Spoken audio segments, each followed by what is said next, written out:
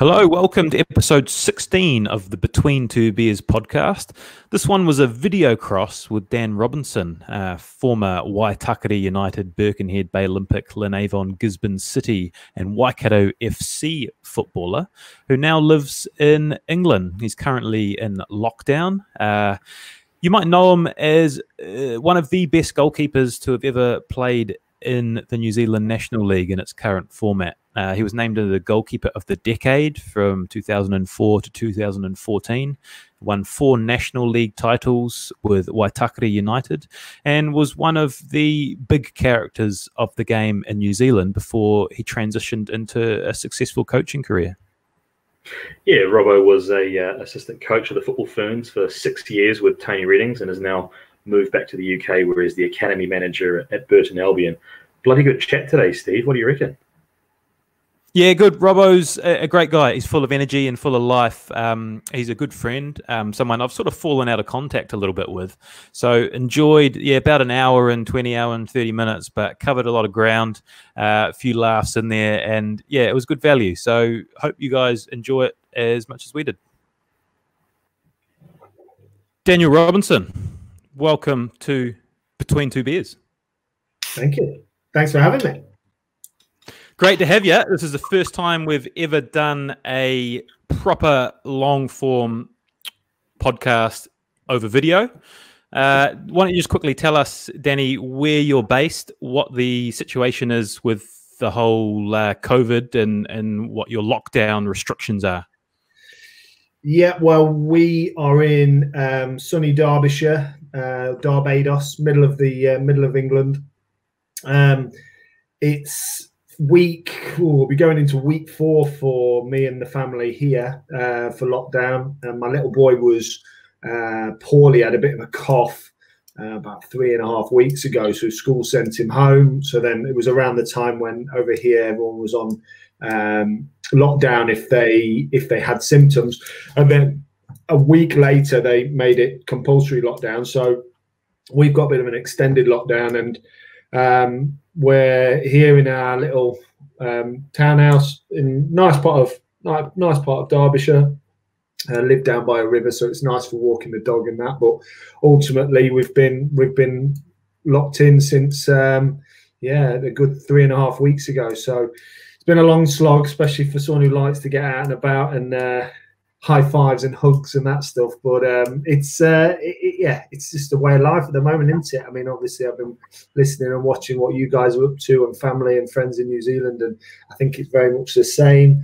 But at the same time, who knows how long it's going to be? I know here it's getting worse before it's going to get better. So everything we're doing football wise is remote, using platforms like this and Zoom and Microsoft Teams and things like that, and we're just wading it out at the moment. Very, very strange, very surreal.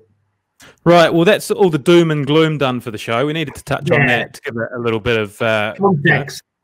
A little bit of context. Danny said he's been watched our live show the other day, and thought we both had beards, so thought he would try to fit in with a little goatee effort there. Very David Brent-esque. This is 3 weeks worth. We'll talk a bit about facial hair later in the show. Shay, why don't you get us started? How do you know Daniel Mark Robinson? Well, Danny was a Soccer Talk article, I think, when he first came out from Gisborne. There was a New Zealand football fanzine, and there was a feature article on this goalkeeper that had based himself down in Gizzy. And then fast forward a few years, he was down the hallway initially at Northern Football, I think, and then became full-time at New Zealand Football and pitched himself as the assistant coach of the Football Ferns, but was actually literally just the goalie coach, but claimed that he had more responsibility. But I knew, Tony Reddings knew, and Aaron McFarland, who was the actual assistant coach, knew that he was just the goalie coach. So that's kind of my interaction with Robbo. But you played, I think, with Danny, Steve, way back when? Yeah. I met Robbo. We played together at Waikato FC under Roger Wilkinson around 2008. We played 2 years together at Bay Olympic, won 2 Northern Premier League titles together. And then we played together at Waikato. Wow, I watched him play, and we shared a dressing room together at Waikato. So Danny, yeah, Danny was a good friend. I went to his wedding. He came to my wedding. Fallen out of touch a little bit, as you do when friends move overseas. A lot of men perhaps aren't so good at keeping in touch. So really excited to have Robbo join us, because I haven't really caught up with him. It's been probably 4 or 5 years. So there's a lot of ground to cover. Where we want to start, Robbo, is I put you in a category, and I'm not sure you will like the category, but I think it's a fair reflection of who you used to be as a player. Alongside guys like Chad Coombs and Paul Nixon, from my experience, super nice guys off the field, like salt of the earth, would do anything for you, great chat. But on the field, just an absolute psycho. Like when you stepped over that line, I don't know what would happen. It would, like, you would have a total personality transformation. And in doing some research for the show, we reached out to a bunch of former teammates, and one story particularly struck a chord because it sort of reflected some of my memories from playing with you. And it was from one of your Waitakere teammates. And I'll just read what he's written in. He said, "Ask Robbo about the time in Tahiti. It was the last few minutes of a crucial OFC Champions League match. I think we were scrambling for a draw, and we were on to defending the third corner in quick succession. We were all fired up and motivated to get the draw, and were willing to do almost anything. And then, just as we are setting up for the corner, Robbo screams out at the top of his lungs, 'Let's die!' And we were all like, whoa, come on, dude, chill out." And it seems like a really, yeah, like I said, I know that Robbo, like, you would get so worked up. And what I wanted to ask you is, do you remember that instance? And were you self-aware of the character you were when you got into that psycho mode? And did you play up to it a bit? And how did that develop?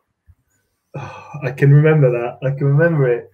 It was an artificial pitch as well. I can still picture it.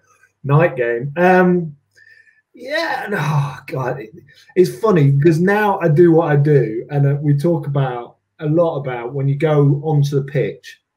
You know, you can't be nice. You've got to roll your sleeves up. You've almost got to play a character. And I always used to say things like, "Oh, I'm like going in the dressing room to put the costume on, ready to come out as character."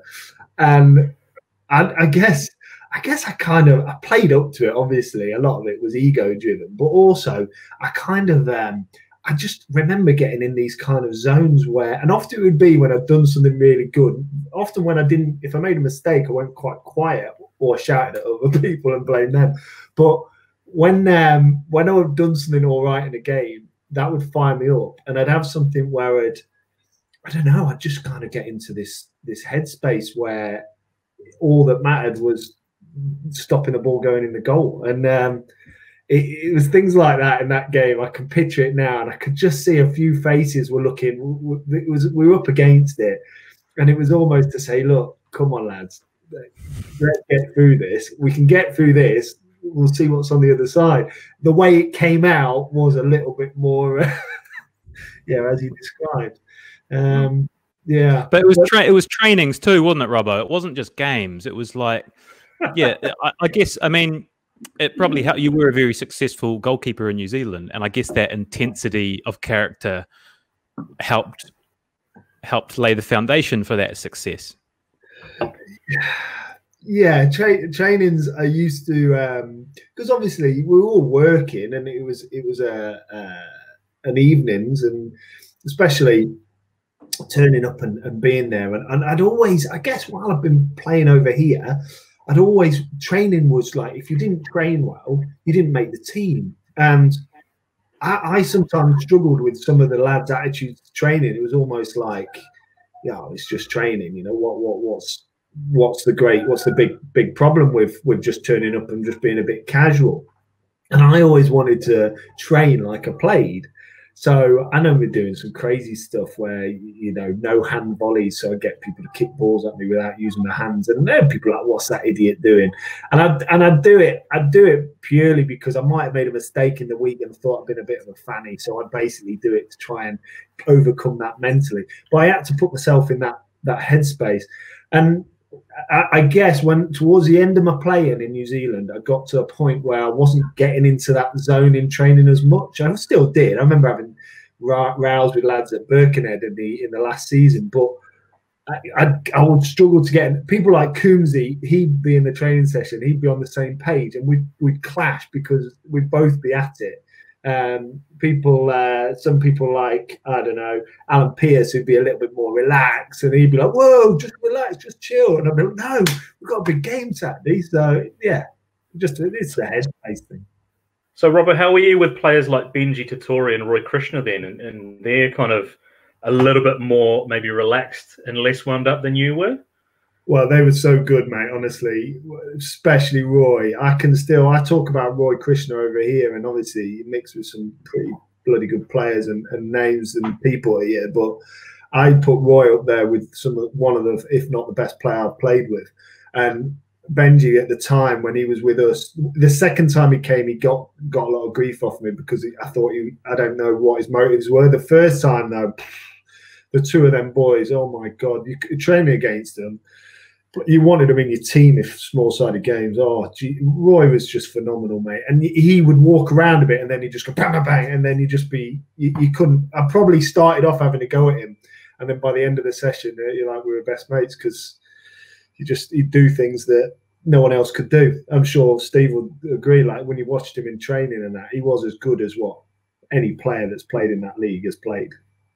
We talked to Aaron Scott a little bit about this. That season I did play at Waitakere, I was amazed at how sort of far above the rest of the players he was. And I remember you were perhaps his biggest fan. I remember turning up and talking to you specifically. It's like, Robbo, what's going on with Krishna? How is he here playing National League? Like he is he's got it all, you know? And it just seemed so bizarre that there he was in his prime. Like he was quicker then than he was at the Phoenix, you know? He was 22, 23-year-old Roy Krishna, forget about it.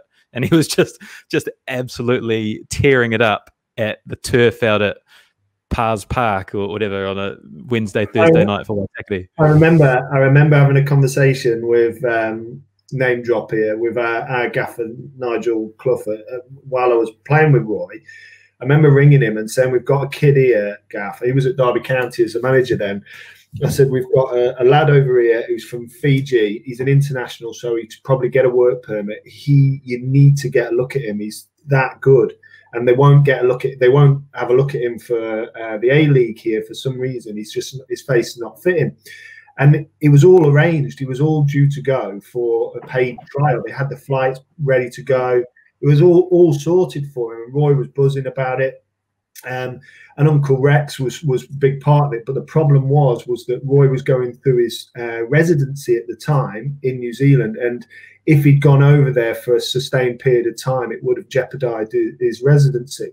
So we had to park it. And obviously what then happened was he got his residency. He ended up getting his opportunity at the Phoenix, and the rest is history. But for a window there, he very well could have. And I say to people here now, I'd sign him now. I'd sign him now if I was over in England. I'd take him. I'd have him at 30, whatever he is. Because he just was phenomenal, mate. He was brilliant. Mm-hmm. Right, Robbo, let's get into your sort of career arc a little bit, because I think it's quite an interesting story about how you came out in those first few years. I mean, a lot of people probably know Robbo as Waitakere United goalkeeper, team of the decade. You know, you were a mainstay, one of the best goalkeepers that's played in the National League, one of the players who's played the most games. But you actually came out, the first club you came out for was Gisborne City, wasn't it, with Kevin Fallon? How did all that come about? And talk to us about those couple of years in Gisborne. Well, we had a lad called John Howard. I was at Burton at the time. This was 2004. And we were in the conference over here, and we had a lad called John Howard who was on the bench with me this particular day towards the end of the season. And he played randomly 10 years prior for Fallon at Mount Maunganui. And he said, oh, Robbo, there's a club in New Zealand looking for a goalie for the off season, because obviously we're coming to the May time and obviously Winter League. So long story short, I said, "Wow, bloody hell, sounds all right." I said, "I'm not doing anything, not going anywhere." I was single. I was at a stage in my life where I was looking for something exciting to do. So yeah, I got a call from Gisborne, and there's this guy Fallon who was from Rotherham, and he was taking over a club that got a lot of money, the Russian backers, and they were looking to try and it was so dodgy, honestly. They were looking to try and build something. So I said, why not? I'll give it a bash. The season finished at Burton, literally jumped on a plane, got there and stayed at the owner's house in Milford in Auckland for a couple of days, and then he drove me down to Gizzy. Randomest place ever. Like, I was playing with some real characters, flying to every game, which was, all this was so bizarre for me, just coming from English football. You know, we get on a chartered flight, and the funny thing was that at the time there was only like myself, I think it was Brett Derry, a couple of others, the Ryan brothers, boys that lived in Gisborne. Fallon basically brought everyone in from Auckland town, and we're like, Craig Wiley was in amongst it. We had because there were some names in that team, right? I think Kieran Jordan was playing. Yeah, Craig Flowerday, Gary Board. Who else was in there? Joey Simpkins, Tinny Shapers. There was Kieran Jordan in that group too? Yeah, Kieran Jordan was up with Roy as one of the best players I've seen and played with. He was unbelievable, and people were coming from all over in that Central League at the time. I remember he got sent off at Lower Hutt in the first 20 minutes, and it was never a sending off. And the referee, little bald-headed guy who linesmaned in the National League loads, he ain't never refed much after this. A guy on the side, I'll never forget, he goes, you, whatever he called him. He says, I've travelled 2 hours to watch him play, and you send him off after 20 minutes. He was fuming. But yeah, there's some real characters in there. And I'll tell you what, Noah Hickey played. Like, he got Noah Hickey down. I'll never forget. He turned up with, who's the rugby league guy who's on the telly? His mate. Richie Barnett. Who, sorry? Richie Barnett. No. He was on TV at the time. Anyway, who? Don't engage him, Robbo. He's just going to go obscure rugby league names like C. Solomona. He's going to say stuff like that. Just leave it. No. Robbo, Kevin Fallon's obviously a fairly combustible character at times. I know he's mellowed in recent years a little bit from what I've seen. But what was he like over those 2 years for you at Gisborne, and how was your relationship with him? Do you know what? I really liked him. He reminded me of a lot of the coaches in England. He was says it how it is. He had a defined way he wanted to train. He used to do like 15-minute blocks. Everything was in 15 minutes. And he was very, very straight up. And from manager's point of view, you get a lot of managers that tend to bullshit you. I'm sure you, Steve, and maybe you, Seamus, a little bit of experienced bullshitting managers. And, Thank you, Robbo. Well, you know, I know you got your career, mate. Now here. But there's union, brother. But there's a lot of bullshitters around, and I think he was one of the ones that was so straight up and tell you. I mean, Michael Hutton came in. He dropped me. I don't know whether it was a money thing or what, but he dropped me, and he just said, "No, I'm playing him. You can learn from him." So in my head, I was like, "Oh right, shit, okay." This was in my second year. And I did, but the way he did it was he took me to one side, told me that's what's happening. So he was very, very straight up. I didn't actually see him. He came in the dressing room one time at Childers Road in Gisborne and smashed a load of plastic cups, just smashed them off, and all the drinks went everywhere, and he was fuming. That was because Brett Derry had changed the formation through the first half without asking him, because he used to sit up in the stand. So he used to sit up in the stand with the owner in the first half, come down second half. Brett thought things weren't working, so he changed it, and we went to a back four, whatever it was. Came down at half time, and Brett was like top guy, by the way, legendary, and an older guy, just absolutely annihilated him and smashed all the cups everywhere. So it was, yeah, that was the only time I ever remember seeing him go mental. But he just carried a presence in Gisborne. Oh my God, he's got his reputation. Obviously, great with the football, but he was an hard man. Like people wouldn't have crossed him back in the day. Jesus, there's stories of him dealing to all sorts, gang members and all sorts. Well, that's an interesting segue, Robbo, because one of your former teammates, and this is maybe a fact or fiction opportunity, has sort of intimated that during a team night out, you might have got yourself into a little bit of trouble in a Gisborne nightclub and ended up copping a few from some of the punters. Is there any truth to that? Yeah, there is actually. Yeah. Oh, you want to tell us about that? Well, Gizzy's a wonderful place, and it's like my second home. So I've got to be careful. But there is some interesting, there are some interesting dynamics in the town. There's a couple of well-known gangs that tend to play out, and I'm not sure if it was related to any of those kind of characters, but we had a night out, and it was a real happy night, and we all had suits on. I don't know why, and I think that might have there's me and my big nose and my kind of and bouncing around the Irish Rover it was, and I was actually, I'd just met my wife Jan, and we were on the dance floor. Someone whacked into the back of me. So I turned around. I was like, "What are you doing?" Like, obviously, the accent, the suit, the nose, the face, everything else. It's a punchable face. Yeah, I guess so. And then it just it kind of erupted. I didn't get any punches in. I just remember I didn't go down, but I didn't get any punches in, and ended up in A&E with stitches on my face. So yeah, that was one of a few skirmishes. Well, actually, just while we're on that, Robbo, there's another A&E story from one of your former Waikato teammates who said that you got stretchered off at a game at Kiwitea Street and taken away in an ambulance, but then turned up at training on Tuesday night. Does that also sound familiar? It wasn't Martin Bullock, was it? By any chance? Look, we don't reveal our sources here at Between Two Beers. I don't want to name names yet, Robbo.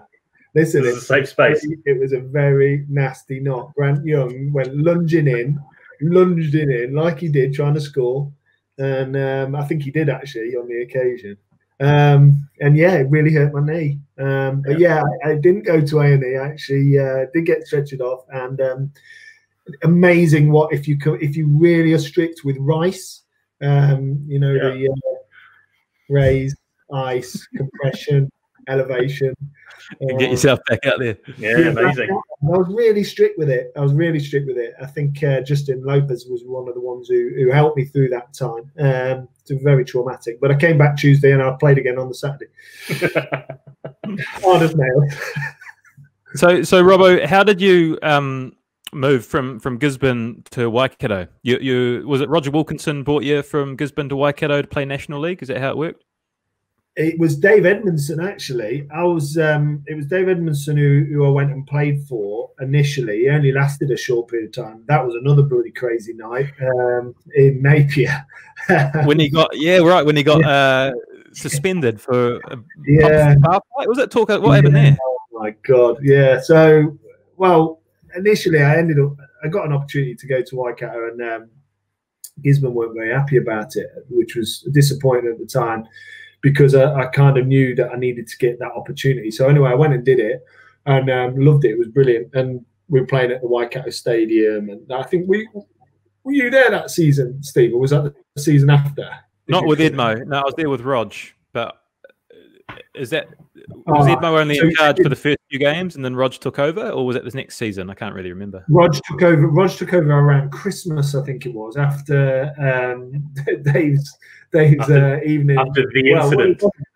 To be fair, I felt a bit sorry for him, because he was the manager, and he'll probably reflect on it and he would have done things differently now. But at the same time, he was out with the lads, and there was a bit of a altercation with another group of lads, and I think we had a few tasty characters in the team at the time, and we hadn't won a game, and everyone, the feeling was real, and there was a few that were like, right, okay, and I think it was on the way home, and there was some altercation, and there was a bit of fisticuffs, but Dave, unfortunately, he was there that evening, so he got caught up in it, and he ended up losing his job, which which at the time, obviously, it was tough. But I mean, on reflection, you think, well, we'd lost a lot of games over here. He would have been sacked already by this time. But yeah, that was mad. But it was quite the interesting thing is all the teams I've played for have always had great team spirit, and the lads have all. There's always been brilliant kind of backing your mates up. There was never. I always used to hear about some other teams where there was a lot of individuals, but no real team spirit. I was very lucky. All the teams I played for have had great lads and characters. And sometimes when you add a few drinks and some baddies into the case, it tends to go one way or the other. Robbo, when you were goalkeeping at Waikato, did you feel, where did you think your potential was as a goalkeeper? Did you think you were going to be a professional? Was that the plan? Or were you always kind of thinking, you know, good National League keeper is kind of where my level is? Do you know what? At one point, Roger was brilliant because he really filled me personally with a lot of confidence. He said to me, I remember we played Kuwait. I think it was with Waikato. It might have been with Waikato. But I remember leading up a year or so before that, so maybe 2007, around the time me and you were playing together, is that I potentially could have kicked on. I always knew, having come from over here, that physically in New Zealand I wasn't tall, but I wasn't tiny. But over here, I would have been very small as a keeper to play at a professional level. I would have had to have had an X factor. I don't think I ever really had, apart from being a gobby sod, I don't think I ever really had. I wasn't an unbelievable distributor. I wasn't an amazing shot stopper. I guess I had some leadership qualities, but I didn't. I wasn't excelling in something. And working with young lads here, you realise they've got to have something extra special to take them to the next level. But during that time, I did have a confidence that I was probably at my top of game just before I went to Whitehack initially. And you know, you also get caught up, don't you, in yourself. You know, where in New Zealand, where we were and what we were doing, people used to say, "Oh, I wonder what level this would be in England." And now I've been back here a few years. It's so combative and cutthroat here. It's a totally different game of football. Would I have been able to make it? I'd have probably done all right, lower league maybe, but I don't think I wasn't that good. When you were here, did you ever harbour any ambitions of trying to play for the All Whites after you'd been here for a while? Yeah, I did, and that's why I kind of mentioned the Kuwait game, because I did all right in that game, and I'd had a bit of tragedy around that period. A friend of mine from from England, had come over and he died on one of those sand up at the top of the North Island, sand slopes. Yes. And he'd come off it, and he'd just come out. He basically come out to be a doctor, and he died. Anyway, I played in that game, and I had a really good game. And somebody rang me afterwards and just said something like, "Oh, was it Grant Turner? Who was Brian Turner? Brian Turner was watching the match and asked for your details because he was working with Ricky and the All White." And at that time, then I was like, "Oh shit, this could be a big opportunity." I'd been in the country a few years. I think I'd got residency at that point. I wasn't a citizen, but I could have applied for it. And yeah, it never really went any further. But at that time, I did get that little buzz that, you know, maybe I was looking around the other keepers in the country, and there were some good goalies, but also I thought maybe I might be in the mix, maybe for training. But yeah, it never eventuated. And yeah, obviously likes of Mossy and that were brilliant around that time anyway. And I used to look up to those guys and just think, wow, bloody hell, it'd be good to at least be even considered. I was proud enough just to have been considered, you know. Because was it your distribution maybe that kind of let you down? I think Waikato had a Japanese number 2 at some stage, junior, whose side-footed volleys were quite good. And where is he now? I think you struggled to kind of replicate that and maybe got frustrated with some of your teammates maybe giving you a bit of grief during training. Does that also ring a bell? I could kick it a long way, Seamus. That was the only thing. I could kick a ball a long way. Could I kick it a long way to one of our players? I remember Ember's one day when we were playing, it's like any chance of not kicking it at their biggest player every time. All I was concentrating on kicking it out of our half, get as far away from our goal as possible. Never had a right foot. It was for standing on. So yeah, I would have definitely have got some grief, and I would say that was an area of my weakness, especially over that period when emphasis was on playing and being able to play out, and all I wanted to do was kick it as far away as I could. Yeah, it was definitely a weak spot. So Robbo, after the time, Steve, to be fair, with your wheels. Yeah, renowned for the pace. Robbo, after Waikato, you went to Waitak, and we'll touch on that a bit later. But you also played for Lautoka over in Fiji. That was in 2010.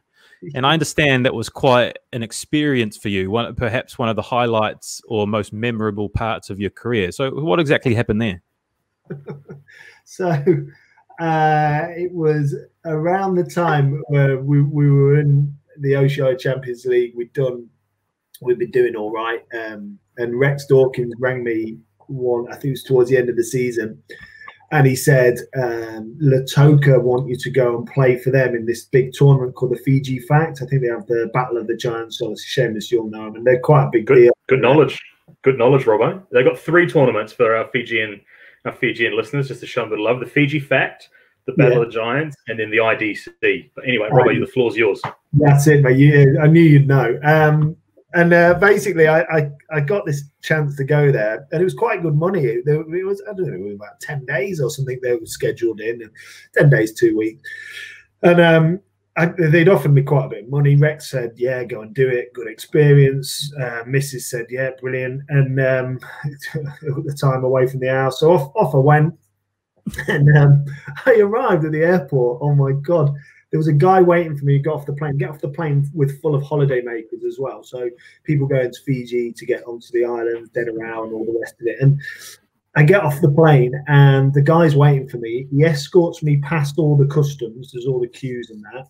And then a camera crew meet me in the foyer, do a quick interview.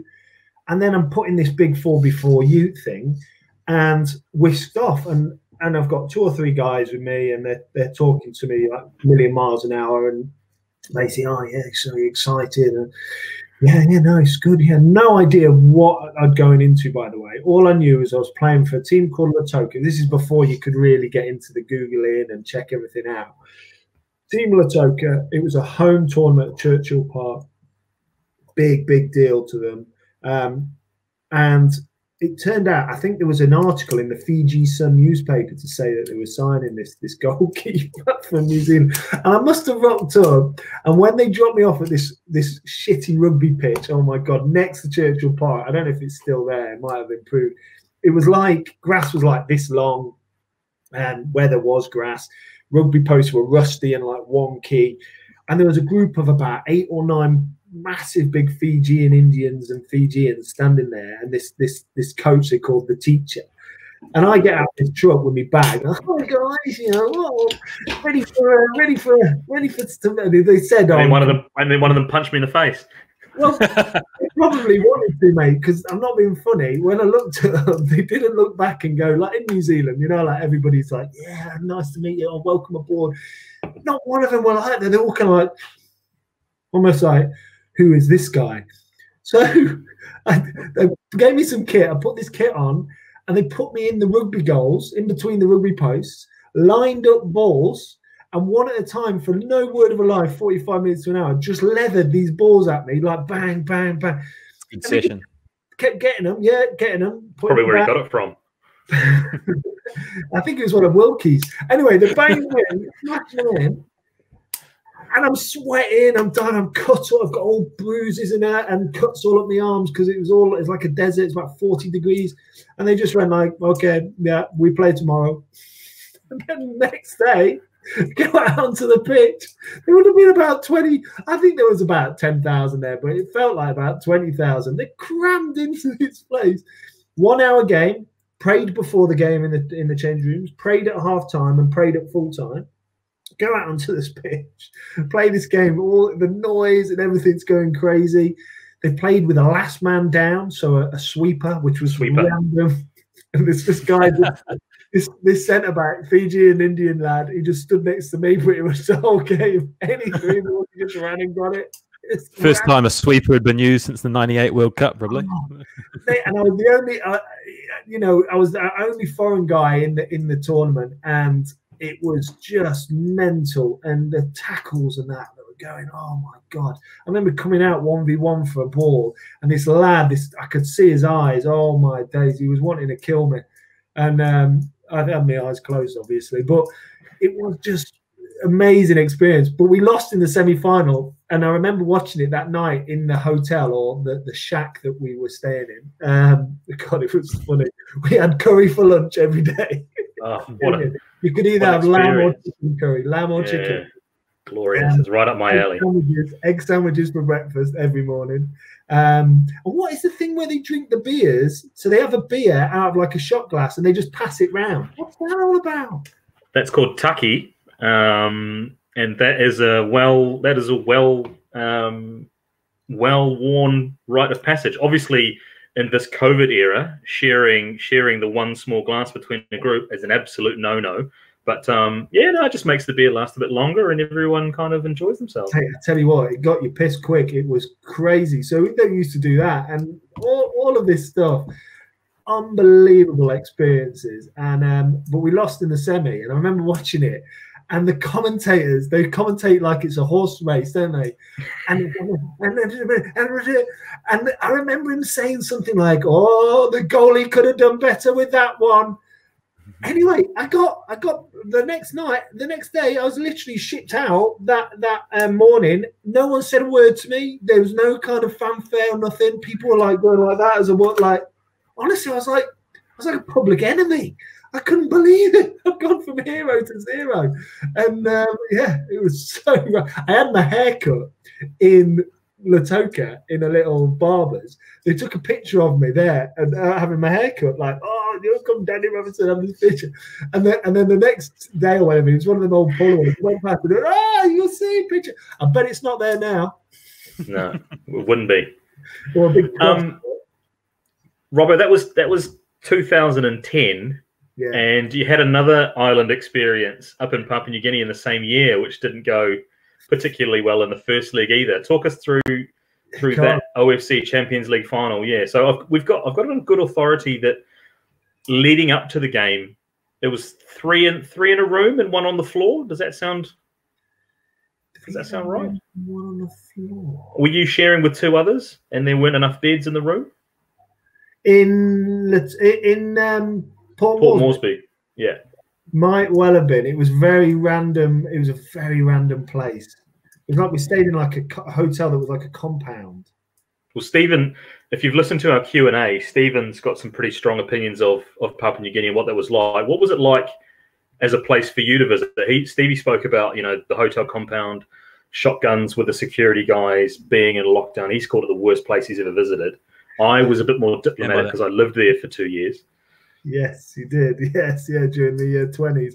It was, I mean, I tell stories with people here who can be bothered to listen to me, and it were one of those places that you would not want to go and just live randomly. I'll tell you what, I'm moving to Papua New Guinea, Port Moresby. I'd had an escort to the games. Very, very not particularly welcoming. And quite what you call hostile, and I think that led to the mistake that I made in that game. There's $1 million on the line. I come from a nice background here in Barbados, and to suddenly be thrown into the lion's den, that's what I'm blaming it on. No, it was really hot. It was. Yeah, that was not a good experience. That was not a good experience. Basically, we lost. I think it was 3-0. We had a hell of a team that season as well, and we should have won the Champions League. And I still, to this day, do feel responsible for us not getting through, because I made this mistake in the first half. I've told a story before where like a frog jumped on the ball when I took a goal kick, and it messed with my head, and it was just so loud and. Hang on a minute. I've never heard that story before. Is that serious? A frog jumped on the ball? I'm not joking. I put the ball down to take a goal kick. when bear in mind we've gone in the dressing rooms, and I don't know if you've been. Did you ever go in the dressing rooms? You were there. Were you there, Steve? Were you there for that game? No, not for that game. I was there at a different time. But it was the ground. It was the ground that you commentated at, Stephen. Rugby League Stadium. That's the one. So we were in the dressing room, which was like a dungeon, and there was like a cage door at the back, and there's these kids, and one of them had a knife. I'm not joking. He had a stick knife, and it would just things like that would just get in your head. Went out into the game, and I put the ball down to take a goal kick, and I'm stepping back, and I'm getting all sorts of stick, like, and they're like, it was like that, but in Papua New Guinean. And I look at the ball, and there's a frog sitting on top of the ball. I'm like, what the hell is this place? I've heard some excuses in my time for poor distribution, but frog on top of a ball messing up my mind, that might be top of the list. So mental, honestly. It was crazy. But yeah, I made a mistake, and I've actually learned a lot from that mistake. The way I can try and help young players now with being mentally tough. I learned a lot as well, because I went in at half time and I didn't really say much. And I should have put my hand up and gone, look, my bad, lads, I've dropped the ball here. But I didn't. Kermit was giving me grief on the pitch. Yeah. They would have all just said, yeah, we know, Robbo. Yeah, we were there. Yeah, and I remember afterwards I was saying, like, I might have had heat stroke and all this bollocks. But ultimately, I made a mistake. I didn't deal with the situation very well. And and regret it to this day, because we could have gone the World Club champs, and at the time I was playing all right. It wasn't like we were. I think. Hang on. Can we explain exactly what this mistake was for those? What exactly happened? Guys. 10 a.m. Robbo. Oh, yeah. Well, you're getting into some deep personal stuff here. Yeah, let's relive the trauma. What specifically was the mistake which caused all this head loss? Well, the frog come out now. The sun was in my eyes. It was a through ball. It came through. I think Embers was playing in this game. I think he was. Put one of these on. Pop one of these on. You should have had a hat on. I should have had a hat on, not that way, the other way. Through ball, came out, dropped it. Lad got it, dinked it over me. 1-0. Place erupted. It's hard enough to play in a place like that when it's 0-0, let alone when it's 1-0 to them. And every time the ball went near me, then after that, the place just went mad. I'd love to get a video of the game just for my own kind of, just to exactly show me that it was as bad as what it was. Not the mistake, just the atmosphere was just mental. I think they recorded 18,000 there, and it was the biggest game I've played in, and the biggest mistake I've made, all in one. But I'd like to see that footage too, Robbo. So if there's anyone out there listening who does have access to that, maybe you could send it through to Between Two Beers Facebook page. I'd like to get some eyes on that. But Robbo, you did get to go to a FIFA Club World Cup that first year that you were at Waikato. You went. Yeah, 2008 it was. Yeah, with Richie Gillespie. Yeah, and is Adrian Pimento a few pranks on tour? Yeah, Adriano Pimento. Yeah, the superstar Brazilian, was he? Yeah. Yeah, what a guy. What a guy. He famously, Chris Milicic, who was brilliant, by the way, he was brilliant. He famously said that the reason he didn't start him in that game was he was a level above what we were. So he was too good. We weren't on the same page as him. So that's what Wilkie and Maney said to me at Melville last year they were coaching. You're on another level. Yeah. But yeah, you did have some good times at Waikato. I think 4 consecutive league titles there in 10 years.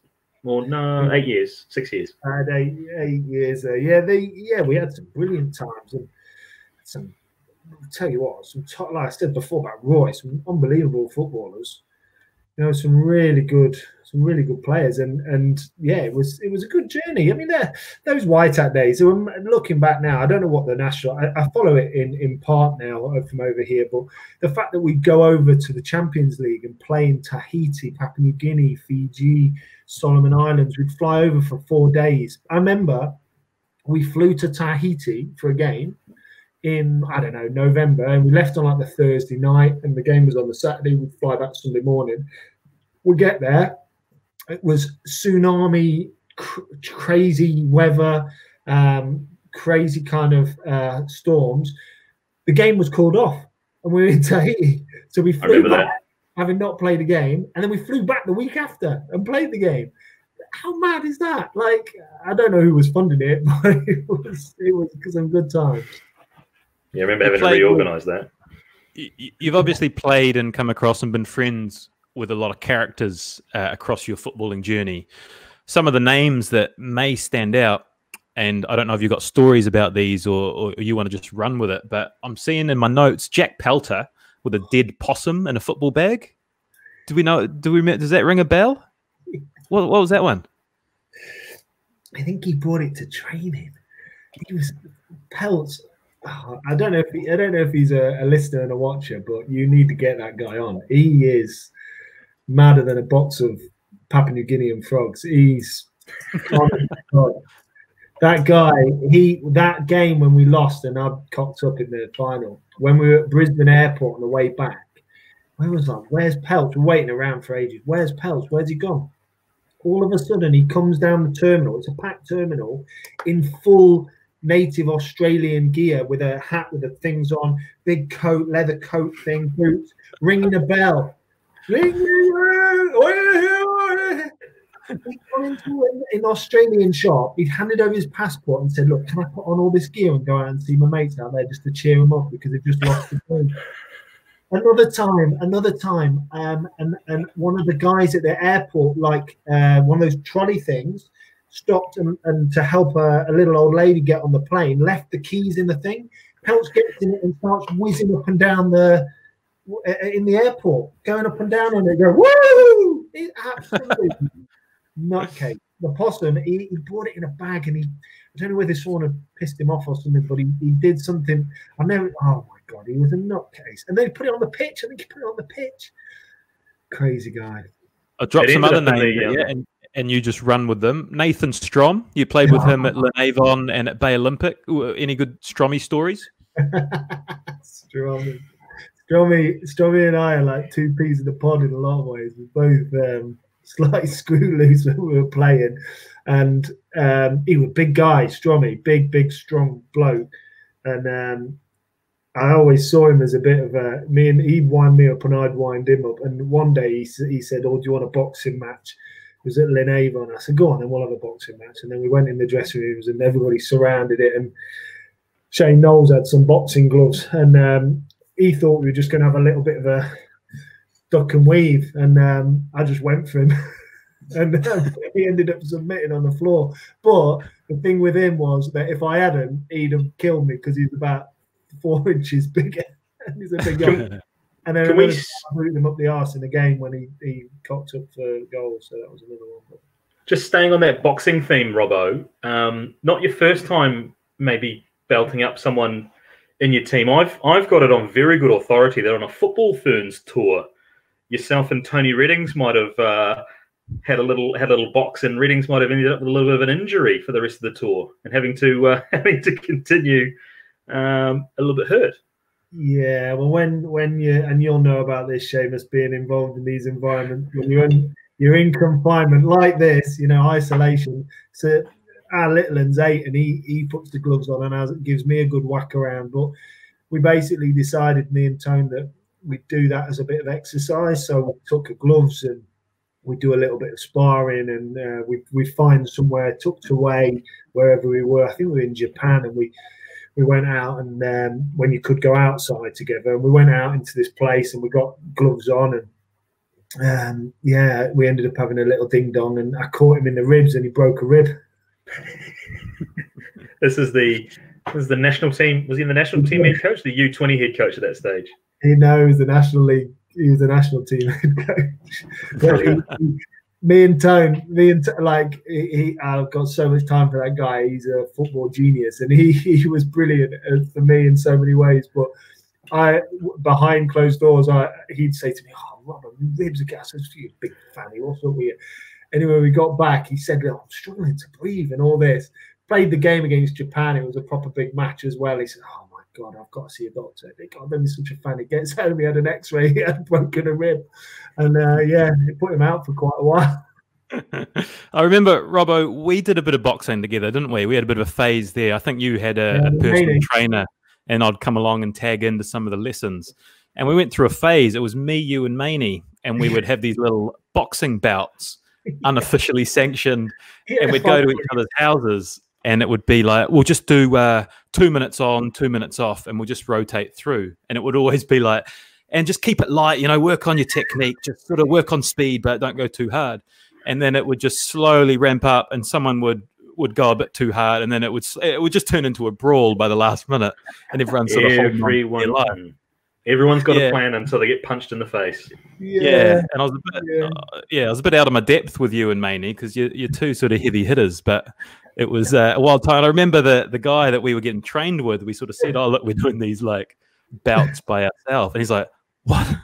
No, it's a terrible idea. Like, taking punches to the head is like, you should never do that. Like, what are you doing?"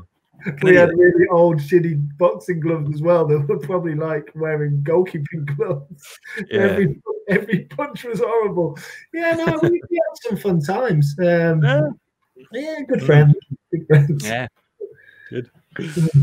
Yeah. So, Robbo, let's talk post, or kind of not so much post playing, but you always seem to have an interest in the coaching side of it when you were here, and you came out to Gisborne, I think, the second time as the academy director. Did they actually have an academy in Gisborne, or was that just a ruse to bring you out to stay between the pipes? No, it was basically part of the agreement was that I was going to set up an academy. Is obviously now a word that's used for an elite environment. At the time, it was a coaching club for the club, basically like a centre of excellence. You call it what you will, but something where it was for young players in the local area to get some training, and it was aligned with the club. So yeah, I set it up, and we had a few of the young players coaching it. We ran holiday clubs. We ran a program that was like 3 sessions a week. I took bits of information that I managed to get from my previous stuff I'd done in England, and also from people like Kev Fallon and session plans, and started to put something together. And funnily enough, actually, now when I look back, it was a lot of the stuff we were doing. I heard Sam the other day say around something about the old school is the new school, and honestly, there's so many things in those sessions that we did which were fantastic, and you'd still do now today. And yeah, we did it. It was great, and then I had all sorts of kids. There's a lot of kids that came through, like Christian Gray, who ended up playing with me at Birkenhead and Waikato. He was a little 11-year-old on those courses back then. And you know, when I chat to him when I remember talking to him at Birkenhead, and he said it was great because no one did anything like that in Gizzy. I think there's a few people doing it now, but no, it was cool. And yeah, I did that initially, and it paid my way because the club were paying me to not just play, but to do that as well. And then you moved to Hamilton, and you took, I think, a youth team at Waikato FC. What sort of characters did you have going through that group? Oh man, you're gonna have to remind me some of the names, but I tell you, it was that. No, that was a genuine question. I didn't know you did it. Yeah, we had Dave Edmondson. It was one of the ways that they could get me in. I mean, I wasn't demanding a lot of money, but I was moving up from Gizzy, and Waikato at the time weren't exactly big hitters when it came to paying. So he said, if you come in, because I was coaching, he said you can come in and take the youth team as well. And so I did that and was playing. I can't remember the players that we had, because it was such a strange period because I'd moved up. Dave Edmondson was taking the team. Then we were losing all the time. And I think with Rod, one of the first things Rod did was took it off me. He said, right, you need to concentrate on your playing. And we actually picked up after Rod came in on that. But yeah, it was great. Yeah, we played at Porritt Stadium, and that was probably my first experience of coaching a team, 11v11, a proper team. But yeah, there would be some guys who would have played in that and probably to this day would be saying, yeah, that was the guy who got the sack from the youth. Robbo, is there any truth to the story that in your first session as a under-20 goalkeeping coach, you walked in late, slapped Tony Reddings on the ass and then sat straight down?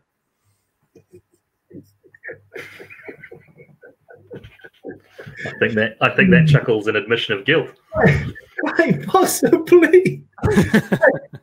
I think at that point in time, I got the gig, and I was very unaware of I'd come from being a player with a playing background and just being me to have obviously a position of responsibility in front of young players, and I learned a lot. Young female players as well. During that period.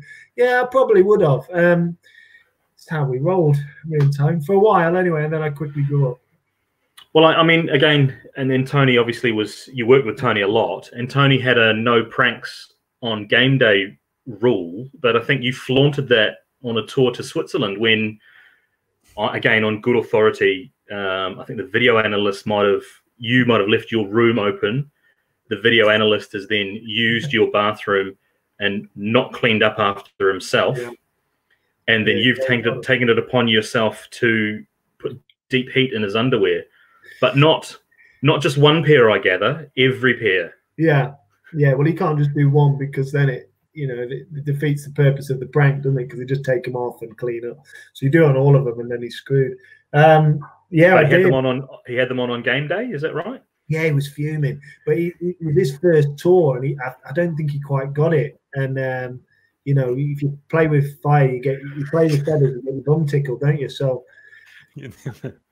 never take a dump in another man's toilet. At that point in time, I was a little bit crazy, and I was just enjoying the experience. And then this young guy comes in and does that, and I was like, not having that. So yeah, so he got it, but he was a bit upset about that. But I think he realised afterwards that you got to be on your game on match day. One of the goalkeepers you worked with closest was probably Erin Naylor across your time at Burns. And I understand there was a bravery drill where you would blast the ball at her from about sort of 3 yards away. Did you ever make her cry? And how many football ferns did you make cry across your coaching career with the football ferns? Right. First of all, Seamus, you'll back this up. As a goalkeeper, you go against all your instincts, don't you? Your instincts are a ball's kicked at you or thrown at you as hard as you get out the way. Oh, or if you're playing, I can't believe he's dragging me in. I can't believe he's dragging me into this logic. Goalkeeper union.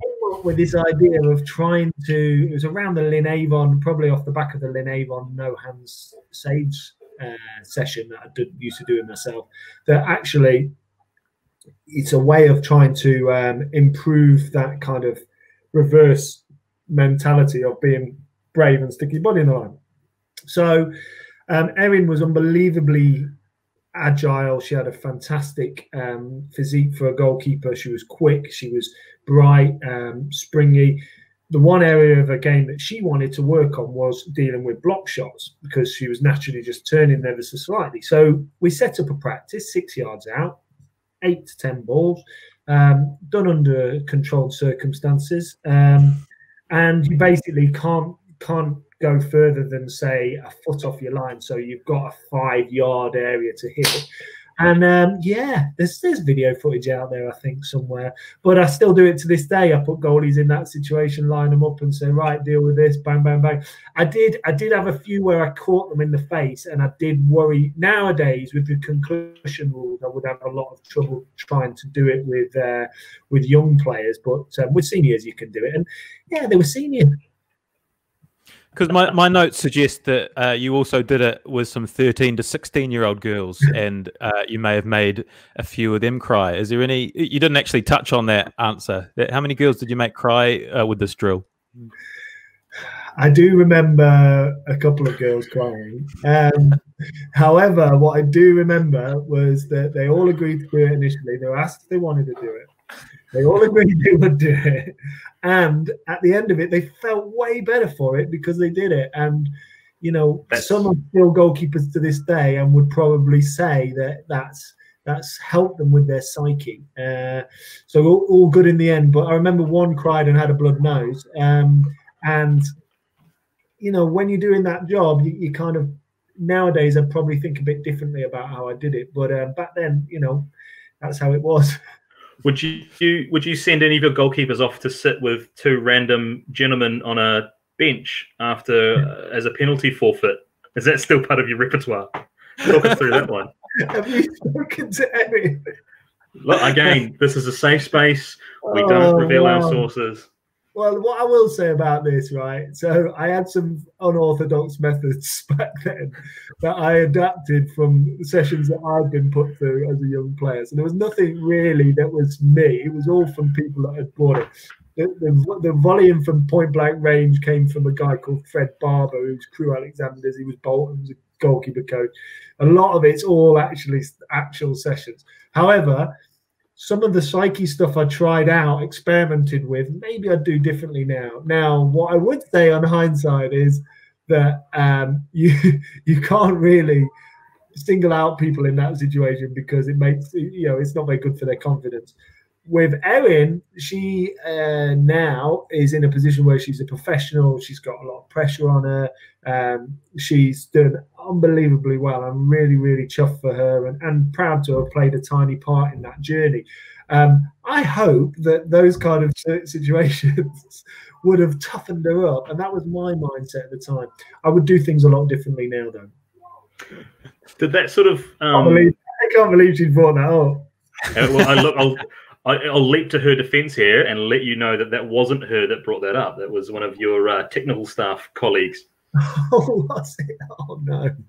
But look, another technical staff colleague just wondered if you still ask your players to work on their preferential vision. Which I believe... You said it. I believe is your way of saying peripheral vision. Preferential. Yeah. That's what I said, did I? It is. That's it, mate. You got it.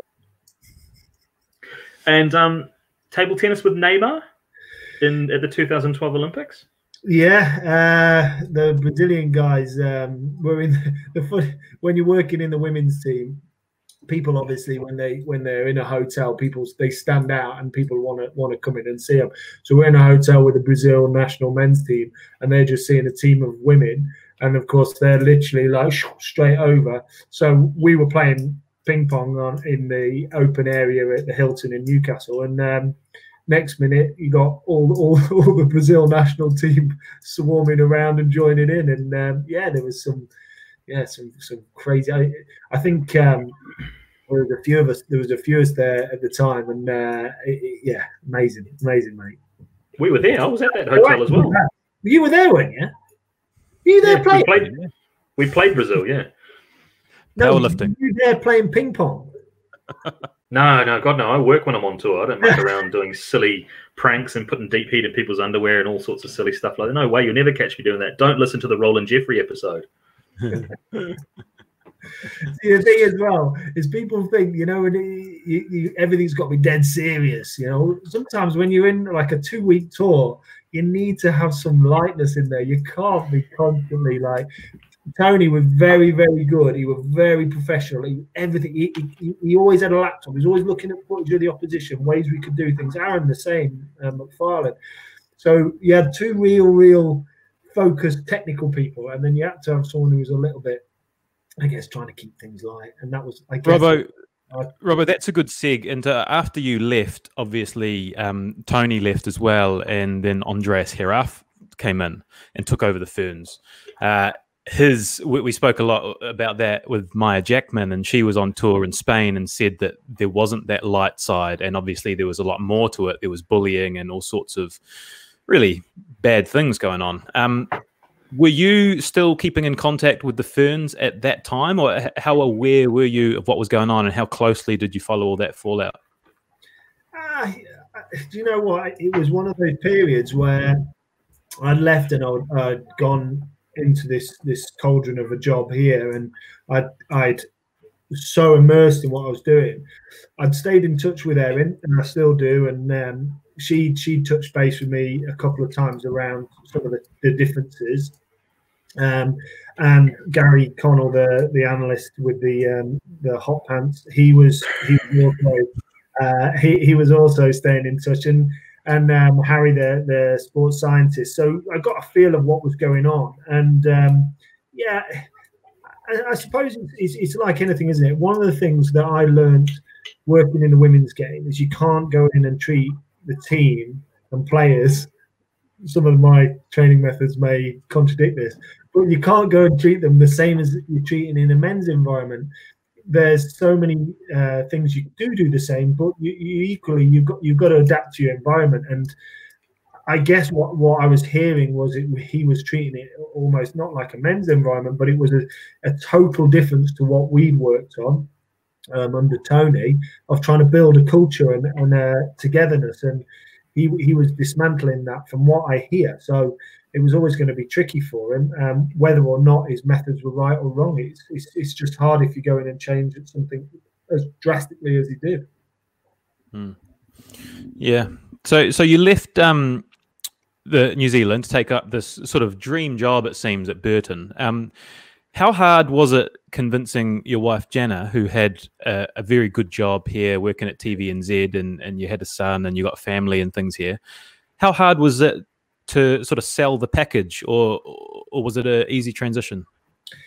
It wasn't, Steve, to be honest, mate, because I knew that my contract was up in New Zealand football after the Olympics. We'd not got out the group in Rio, and I knew that it was going to be tough to come back in and expect to have a full-time job as an assistant coach, specialising in goalkeeping.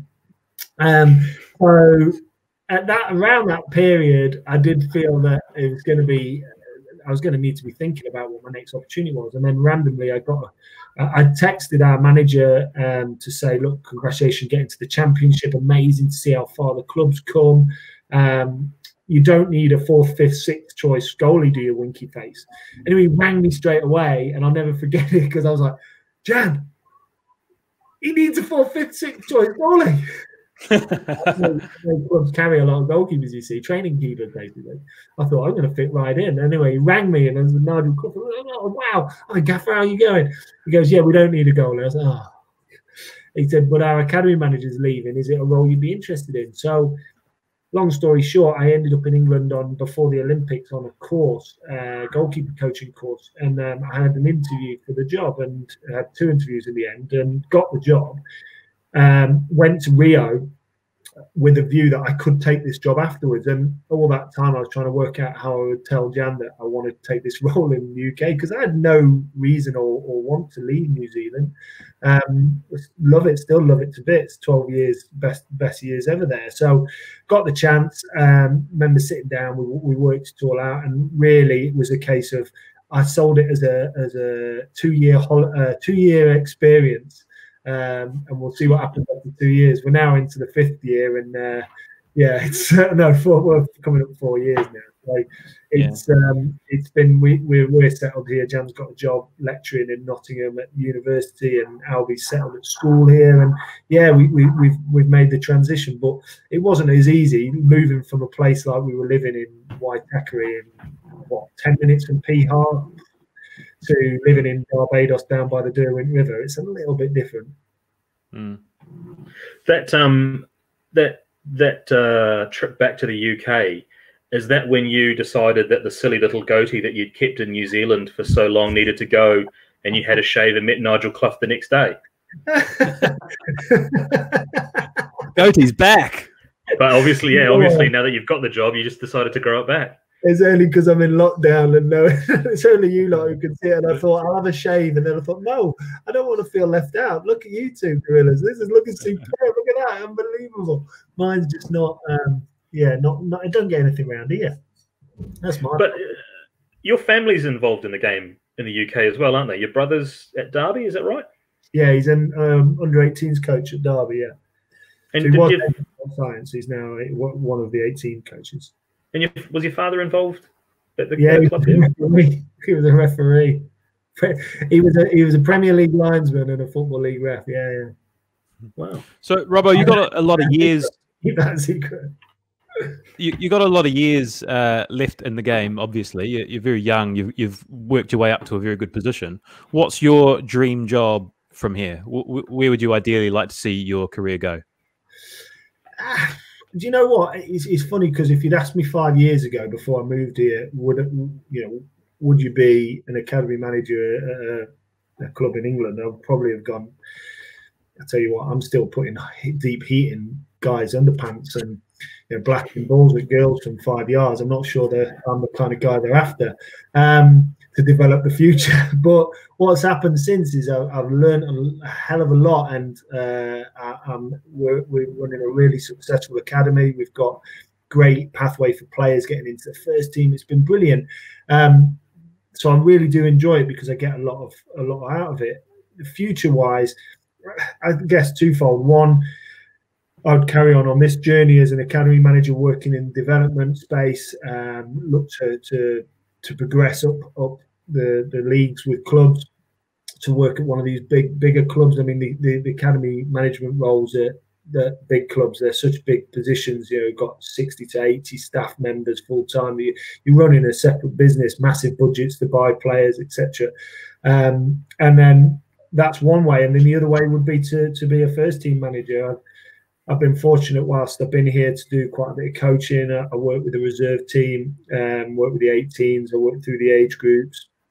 I've taken a few games, and I do see that I potentially would want to get into that as well. It's so cutthroat. I've got a few friends who've gone from academy manager to first team and lasted a matter of months before they got the sack, and now they're ringing me, asking me for jobs, and you realise how cutthroat it is, and there's no security. It's very, very hard to sustain a position as a first team manager. And I get a lot of guys from New Zealand, and some good friends are desperate to come over here and become a manager and it's not as simple as just coming over and being a manager, because managers drop out the game having only just had maybe a season if they're lucky, and then they just disappear and they end up working in an academy or setting up their own thing, and it's so hard to get involved. So if I was to go down that route, I'd have to be 100% sure and certain that one, I was financially sorted, so that if I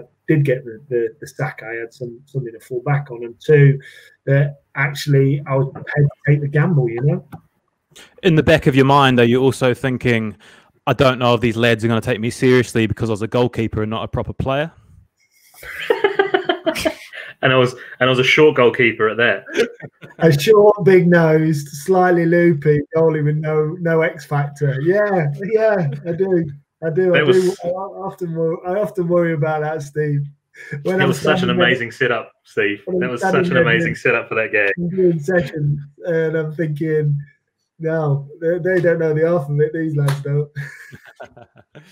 Now you've come a long way, Robbo. I still remember. Were you selling an insurance when you sort of worked in Auckland before you got into the football side of things? I was an accredited agent of the Crown, actually, Steve, buying and selling land for the government. So, there you go. I knew it was some job that no one really knew what you did. No one did, and they all switched off when I started talking about it. But I was the knobhead who came and bought your garden for a motorway, basically. I did that for 4 years whilst I was trying to get back into football, and that's when I met you, Seamus, from Northern Football. So I've learned some skills there, though. I learned how to use the emails. Yeah. So no plans in the short or the long term to return to New Zealand at this point? It's funny you ask, because this whole situation we're in now has really made everybody just, I guess, think about things and differently. And I would never say never. I've always said that if there was a job, an opportunity that was good for me and the family, then we would look at it wherever it is. And the thing within New Zealand, I often think back to the times that we had, and I think what would be an opportunity there that would be like what I've got now, but going to another level. So I'd always have to think about taking a step forward instead of a step back. It's just the ambition that I have for my future. So I would love to come back and work in New Zealand. I'd love to come back and see you guys in the flesh. It's just difficult with the opportunities that probably aren't there at the moment for me. But I'd never say never, and I'm always staying in touch with people and keeping an eye on things, just because there might be something that comes up, and I think, right, it's time for a change, you know. Just staying on the COVID theme for a sec, what does it actually mean? I mean, are you projecting that you won't be back on the training ground for months? What's the mindset? Like, what are you actually doing? Are you still having to do any work? Is there any work to do at the moment?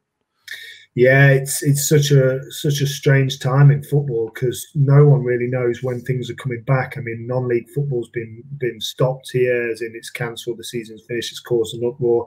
Football League and the Premier League is on hold. No one really knows the outcome. Youth football is same bracket. No one really knows the outcome. We're working day to day, week to week. There's a big thing over here around furloughing staff. I'm not sure if you're similar situation in New Zealand, but basically gardening leave. So number of staff go on leave that the government are funding up to 80% of. So we've got a strange situation where we're trying to keep the club is trying to stay afloat with not having any monies coming in, and yet still run some form of program to keep the young lads ticking over. So we're doing a lot on social media and a lot of stuff where we're doing sessions via the Zoom, where we're linking in with all the players, all the age groups. So we are still active, but it's so strange. I mean, obviously not being able to be on the grass is huge, and we train at St George's Park, which is unbelievable, and that's completely shut down. And we're looking at what the next steps are. We just don't know. It's so dark as far as when the end's going to be. Our thing at the moment is keeping all the kids and the young players positive, so that when we do get the button to go, we can actually crack on, because some of them have got some bright futures. We've got lads who international boys. We've got an England international with our 18s. We've got Irish internationals in the age groups, Polish. So we need to keep them going. So when we do get back on the grass, we can actually, they can kick on rather than have to restart again. So we are busy, but no, it's just so strange, mate. I'm sure it's the same for the guys working in the game over there. Yeah, it is. It's go on, Jay. I was going to say, well, one of the things that's been pushed back is the Olympics, and you had an Olympic experience in Rio, which was kind of your swan song. Is there any reason why you didn't wait for Tony Reddings to get back onto the pitch before you started the post-tournament debrief? You just segue into that. Hell of a seg, that. Jesus. Yeah, is there any way you didn't wait for Tony Reddings? Tony was doing press, right? Tony was doing press, and there was a moment where I felt that at that time someone needed to say something, so I did, and yeah, it was a positive conversation. I was trying to pick a player. Jay. Yeah, look, I just thought maybe that's a role for the coach, but I mean, you did press conferences, I think, as well during your time with the Ferns. In goalkeeping, Jay. That's where I stepped up to that role, not just kicking balls. Well, and you also you stepped up to some of the press responsibilities as well, and expected other people to clean up your training session while you did that press responsibility. Is that also factually accurate? Whoa. The good thing about Tony is he's big on empowering people. So what he did is he said to me, it was the Colombia game. He said, "Can you go and do the press conference?" And I said, "Yeah, I'll go and do it." So I got chauffeured off to this stadium. I turned up, and there's a theme here with my career. So I turn up, I'm sitting there in the front. I've got my little name tag and everything. And USA have just been in, and the room was full. Right, there's about 10 TV cameras, everything. they're all packing up and moving, and all of those guys are going away. There's one guy sat at the front who just asked me whether I was enjoying being in Brazil. It's a good question. So, how are you enjoying Brazil? Have you had a chance to see much of Rio? What? One guy. So yeah, so that lasted about 3 minutes, and that was it. But no, I think at times, you know, you got carried away, maybe. Yeah. Good question. Oh, brilliant. Hey, Shay, you're our list guy. How's our list looking? We've covered a lot of ground. Actually, one of the things that popped up was a profile pic of Danny from the New Zealand football website. I think it was a coaching profile where I think only sort of part of your face was showing. Was that because the cameraman that took that photo was quite tall and you were quite short? What's going on there? How long was that live on the web? It's probably just because I couldn't get anything else from my nose in the picture. No, but there is one more anecdote just around Tony Pulis and fiasco between whether or not he should be presented with an all whites shirt or a Football Ferns shirt, and you were adamant it should have been a Football Ferns shirt. And what happened after he was presented with that shirt? Tony Pulis. When was this, Shay? For context. For context, I think Pulis was still the manager at Stoke at that stage. No, he was at West Brom. Well, okay. So well, anyway, Jonathan Gould, a good friend, legend, he'd set up us going into West Brom to do some professional development, me, Aaron McFarlane and Tony Reddings. So we arrive at the training ground, but I had also said to the guys, we've got to take gifts. So you've got to take a gift to thank the manager for their time. So Aaron had gone and got a load of gear, and he got shirts. And we went in and we asked them, you know, we met them and we watched the training. It was brilliant. We had a couple of days with them. We sat behind the dugout for a game. It was an amazing experience. When we were leaving, we took him a shirt, and it was a girl's shirt, a Ferns shirt, and we took it to him. I think I made Aaron take it to us. We go and present this to him. And he did, and he basically laughed at us. Like, what am I going to do with this? What do I do with it? And he took the mickey out of it. He was way more interested in the New Zealand wine, but I was a little bit offended. We put a lot of effort into that. Big advocate for the women's game, Robbo. Any ambitions to, or have there been any ambitions to get involved with the All Whites while you were here, as in the coaching staff? Yeah, I do remember with Paul Goffard's a good friend, and we've done a little bit together. At the time when I was there, he was doing an amazing job with them and Anthony, and you know, I'd be in and around it when we were in North Harbour Stadium at the same time. Being the busybody I am, I used to bounce across and just see what they were doing. It was quite aligned like that, which was neat. And I would have always loved to have, and I would do in the future, 100%. I would love to work with the national team. I mean, Woodsy and people like that. And I'm lucky to get to see him every now and again over here. And you know, some amazing players that are playing that are in the All White setup now. So it just would be great if they got some games. Do you have a relationship with Woodsy? Because he was in that Waikato team with us, wasn't he, in 2008, sort of 15-year-old man-child coming off the bench and dominating people at set plays. But did you form a relationship from those Waikato days, and do you still keep in touch, and how close is that relationship? Yeah, we've caught 3 or 4 times since he's been here, mainly when he's come over to Burton. We've played him a few times, and we've managed to catch up, and he's a great guy, and his mum and dad, I know they look after kids from West Brom, and we haven't had a chance to see too much of him. I went up to Leeds and watched him when he was up there as well. And it's funny with football, because it's the same as you said at the beginning. You know, you lose touch with people. It's just when the paths cross and you manage to spend a bit of time with him. He's such a good guy, and he's so humble, and he's a top lad. I mean, he's a hell of a player, and when people talk about players over here forwards, he's always one that's names gets mentioned. He's still scoring goals. I think he's been aligned. I think he's been associated with Arsenal recently. Opportunities potentially might come from that. But no, he's when I see him, we catch up. He's a good guy. I mean, there's so many good lads from New Zealand that are around the world doing their thing. Nick Trevelek, the goalkeeper. He's also, I've seen him recently. He's AFC Wimbledon's second choice keeper at the moment, and he's on the radar for the future. And he's another cracking lad, just trying to make his way. Are you still playing at all, Robbo? You're probably hitting about the prime age for a goalkeeper, late 30s. You still putting the gloves on?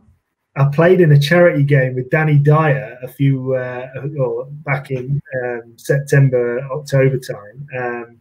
And a few other C-list celebrities. He Love Island people and that like that, and a few ex-players from Burton, and I absolutely loved it. It was brilliant.